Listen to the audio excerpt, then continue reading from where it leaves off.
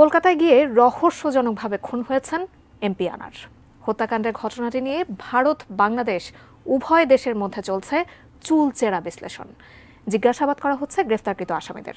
তারই ধারাবাহিকতায় স্বেচ্ছায় জবানবন্দি দিয়েছেন এই মামলার গুরুত্বপূর্ণ আসামি শিলাস্তি রহমান। জবানবন্দিতে তিনি এমপি আনারকে হত্যার কৌশল, খুনের আগে ও পরে ফ্ল্যাটটিতে কি ঘটেছিল সহ আরও নানা চাঞ্চল্যকর তথ্য দিয়েছেন।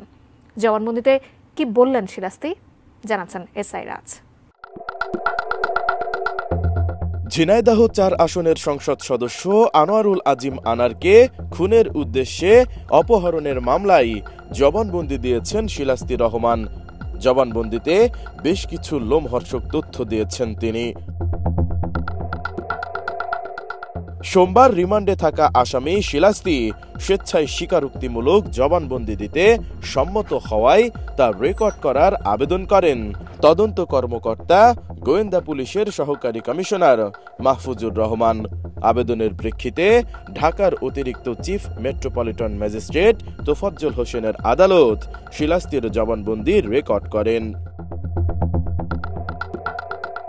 পুলিশের দাবি, আনার হত্যায় শিলাস্তিকে ব্যবহার করা হয়েছিল হানি ট্র্যাপ হিসেবে। শুধু এতটুকুই নয়, হত্যার পরিকল্পনা থেকে শুরু করে আনারের মরদেহ টুকরো করা পর্যন্ত সবকিছুতেই যুক্ত ছিলেন তিনি।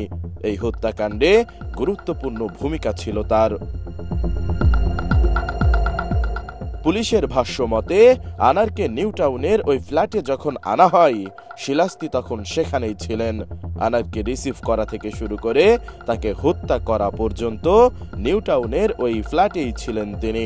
এমনকি আনারের দেহ টুকরো ফ্ল্যাটের বাইরে নিয়ে যাওয়ার ক্ষেত্রেও শিলাস্তির ভূমিকা ছিল।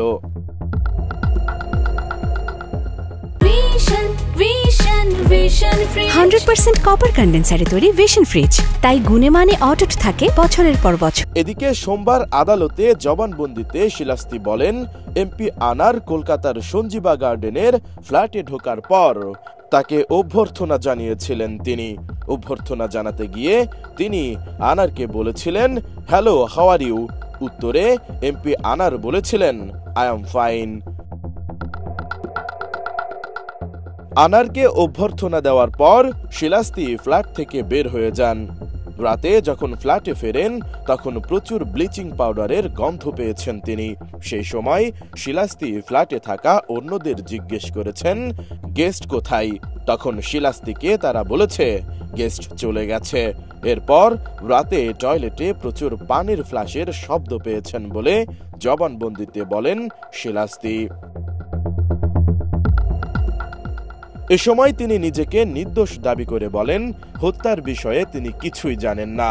তবে তিনি ফ্ল্যাটে থাকা অবস্থায় যতটুকু দেখেছেন তার সম্পূর্ণ সিনারিও তুলে ধরেছেন আদালতের সামনে। জবানবন্দিতে তিনি উল্লেখ করেছেন কিভাবে হত্যার মাস্টার মাইন্ড আখতারুজ্জামান শাহিনের সঙ্গে তার পরিচয়, কেনই বা তিনি শাহিনের সঙ্গে কলকাতায় গিয়েছিলেন এবং কিভাবে কার সঙ্গে কলকাতা থেকে বাংলাদেশে এসেছেন। এছাড়াও এমপি আনারকে কারা ওই ফ্ল্যাটে নিয়ে গেছেন এবং ফ্ল্যাটটিতে ঘটনার আগে ও পরে কারা গিয়েছিল, সকল তথ্যই জবানবন্দিতে বলেছেন শিলাস্তি। অন্যদিকে জবানবন্দির বিষয়ে ডিবির তদন্ত সংশ্লিষ্ট এক কর্মকর্তা জানান, শিলাস্তি জবানবন্দিতে নিজেকে নির্দোষ দাবি করেছেন। তিনি ডিবির কাছে যে সকল তথ্য জানিয়েছেন, আদালতে ১৬৪ ধারার জবানবন্দিতে একই কথা বলেছেন। তদন্তের জন্য এটাই যথেষ্ট। সার্কামস্টেন্সিয়াল এভিডেন্স বলছে এখানে দেয়ার ইজ সামথিং, কিন্তু কি ঘটেছে সে বিষয়ে তিনি জানেন না। এসআই রাজ, এটিএন নিউজ, ঢাকা।